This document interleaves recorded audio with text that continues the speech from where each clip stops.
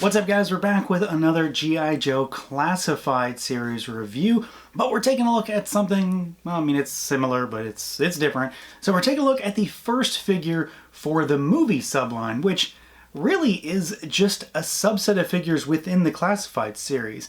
I hadn't realized exactly how this was going to work until I got these in hand. So we're taking a look today at Snake Eyes. Of course, Snake Eyes movie, we've got to take a look at Snake Eyes first. And I should point out right away, this guy is number 16 in the line, which I guess I didn't pay a lot of attention to the fact that we skipped a bunch of numbers when it comes to the Classified series. You know, we're in the 20s now, but he's 16, Storm Shadow is 17, Baroness is 19, I think. So these guys were definitely supposed to come out a while back. Obviously, the movie got delayed, so the figures got delayed, but these guys are not their own thing. They are part of the Classified series proper. They just happen to be a little bit different, which is pretty interesting. So we of course still get him in that same familiar style box. So you've got that sort of odd shaped cutout window. You've got some specific artwork for Snake Eyes in the corner, but this box is a different color. So it's black and kind of graphite color. You've got the Snake Eyes G.I. Joe Origins call out on there. He still gets the sort of artwork that runs down one side. You get the sort of stat panel on the other with his number, again number 16. And then the back of the box showcases a big spread of artwork from the Snake Eyes movie. So it's very familiar territory, but it's also kind of its own thing while still being not its own thing. I do, however, really like this packaging. I will go so far as to say I like them being black more than I like them being, you know, the standard sort of blue that they mostly are. But I still like this packaging style no matter what. This is just a nice little change up. So let's do it. Let's pull them out and take a look. And here we go. Out of the package are Classified series movie Snake Eyes. And this is, of course, a version of Snake Eyes from a film that neither you nor I have seen at this point. But I am no less interested in this figure. And I'll be honest, I'm interested in the movie. I'm not, like, blowing myself up, giving myself the biggest expectations for this particular movie, but I am curious and I'm hopeful for it. So of course I'm going to be interested in the toys. And I mean, it's Snake Eyes. How do you not want another one? Especially when this one is quite different from what we've already gotten in this line. You know, we've gotten two versions of Snake Eyes already. We've got the deluxe one, and then you've got that retail release that's a more blacked out version. But this is a whole thing onto its own. It is still a very Classified series figure. Like I said, this isn't a different line. This is just movie figures that are in the Classified series. So he is very much what you expect him to be when it comes to construction, which of course is not a bad thing. So we've got a head that can look up. He does have an independently articulated neck, but he's got this collar that comes up over the back, which does get in the way a little bit of the head. If you push it far enough, he will look up further. He looks down, I mean, as far as you need to. There's not really any tilt at the head, but you can get a little bobble at the neck, but not a lot. You've got full rotation. Arms go out at the shoulders, about to there. Yeah, about there. Rotation. Mine are, they're not tight, but they're not super loose either. So they're not a problem, but they're a little bit looser than I would expect. Not in a negative way. It's just what they are. We've got a butterfly joint, so he is able to reach across his chest a little bit further. It's not the greatest, but it does help some. You've got your bicep swivel. We've got double jointed elbows, so he goes all the way up. We've got at the wrists, we've got vertical hinges on both hands and rotation, which of course is always useful when it comes to, well, any kind of weapon really. You've got a crunch, so he goes forward and he goes backwards. And then we've got our ball peg waist, so he goes tilt side to side. You've got more forward and backward at the waist, and then you've also got your rotation down there. So that's, among the various Hasbro lines, that is the hallmark sort of point of articulation when it comes to Classified. He does have drop down hips, slightly. Legs go all the way out because of that, so you can get him to do the full splits, which of course, why not? He's a ninja. And then you've got your thigh cut. You've got double jointed knees. They don't go all the way back, but that's definitely enough.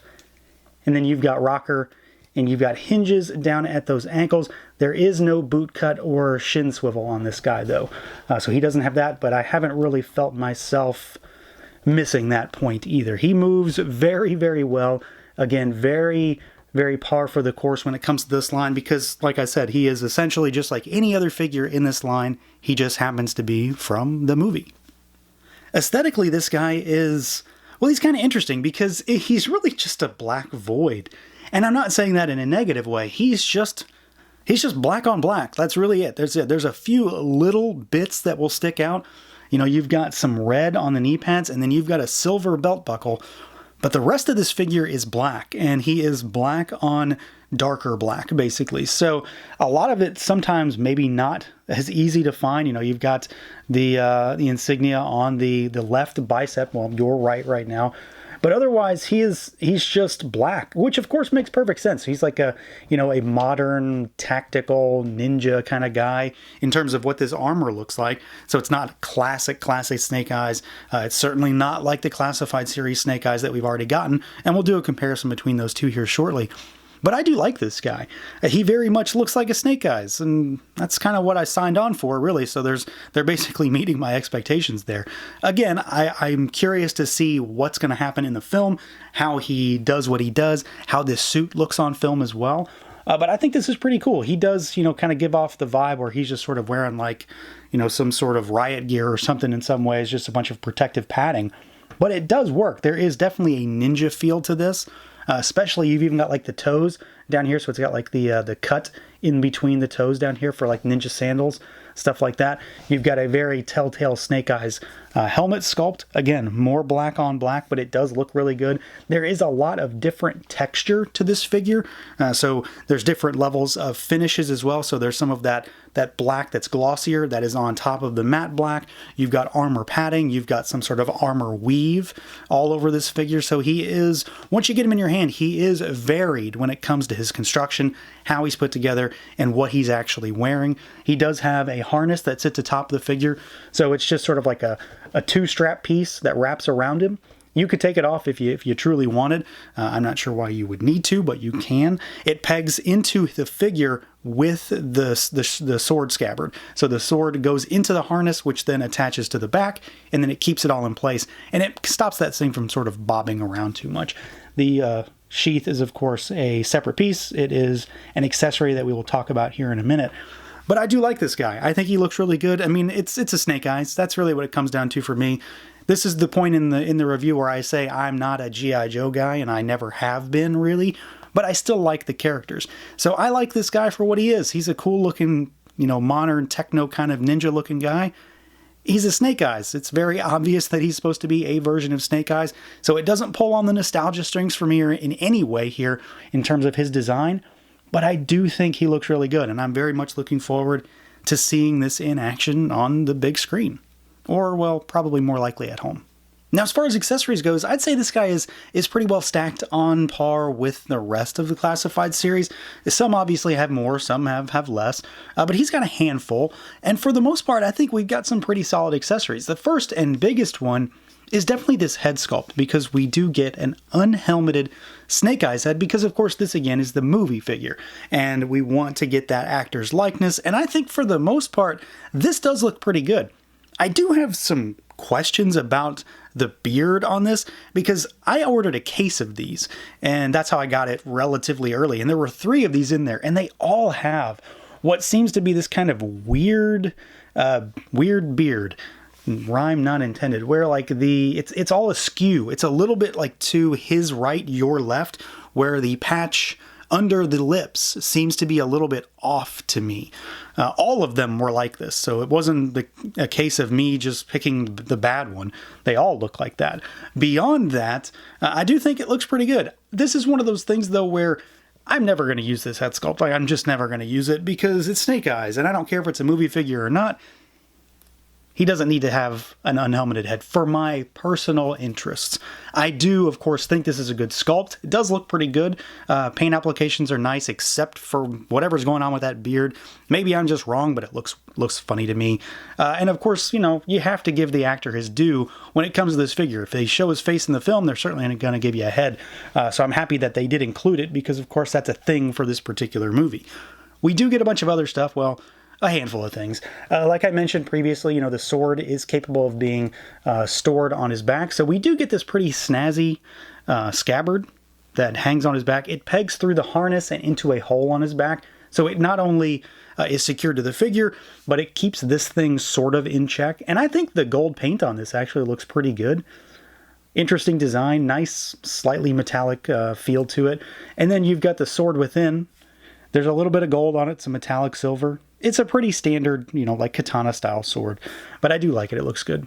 That's very Snake Eyes. And then of course, you just pop it in his back and you're good to go again. But then he also comes with these daggers, and I'm pretty sure these are a thing in the movie. I mean, I know they're a thing in the movie, but I'm assuming they have a purpose. They've got this crazy sort of patterning on them, like Damascus steel or something almost. I don't know if that's what this is supposed to be, but they look really good and they certainly catch the light. All of this is textured too. It's not just paint applications. It's actually sculpt on there. So it's pretty wild. And they've got some big honking handles on them. He doesn't have any weapon storage for these though, which is kind of a nuisance for me personally. But, if you want to have him in his hands and the sword on his back, then he's good to go. But I do think these look pretty cool. He doesn't have a gun or anything like that, though, so this is strictly a ninja Snake Eyes. But I think these look good. He doesn't have a ton of accessories. I feel he's very much, par for the course with this line. It's not too many. It's not enough. But what he has is pretty substantive. The head, while I'm probably not going to use it, is still important for this particular figure in this version of Snake Eyes. And then you've got two cool knives and a nice looking sword that is easily stored on his back. Very much the kind of stuff you would expect to get with a ninja-style Snake Eyes. And then, of course, we have to compare our various Snake Eyes in the Classified series. Well, I only have this one. I don't think I have the retail release. This is the deluxe one. You'd think I would know. But, of course, we've got our movie version, we've got our Classified series version, and this is one of those things where there's your differences. They are plentiful. There's really not a lot to compare to here. They are very different figures, very different takes on the same character. So you've got a lot of different, kinds of finishes, kind of textures. He's obviously got a lot more on him. He's got weapon storage that the movie figure does not, things of that nature. He's got different color palettes, stuff like that. So they're very similar in theme. We obviously can tell that both are a type of Snake Eyes, but they are very different figures. There isn't really anything to be shared between these two figures. They are just what they are. A movie Snake Eyes and a modern Classified Snake Eyes. And then, of course, we can do some size comparisons as well. So we've got, size comparisons for your Snake Eyes. They are very similar. So let's put him sort of in the middle here.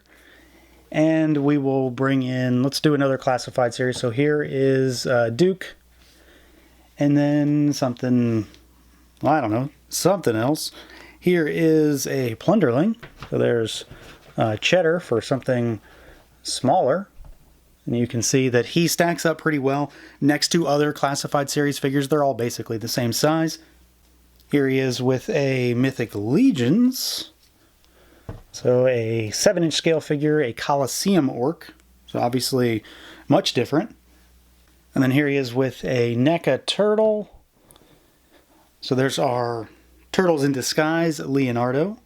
And then how about another Hasbro that is not G.I. Joe? Here we go with a Black Series. This is the newer anyway, Deluxe Boba Fett from Return of the Jedi. And you can see they scale pretty similarly. Black Series and G.I. Joe scales pretty similarly. And then we might as well do a Marvel Legends while we're at it to give us something a little bit different because they are oftentimes a little bit larger. So here is a Bucky Cap style figure. So a more standard Marvel Legends in the most recent Cyclops. So you can see he is a little bit larger, but they all scale pretty decently together. I think this guy, just like we've seen with pretty much everything else G.I. Joe Classified, he's going to work in really well with pretty much anything 1/12-ish.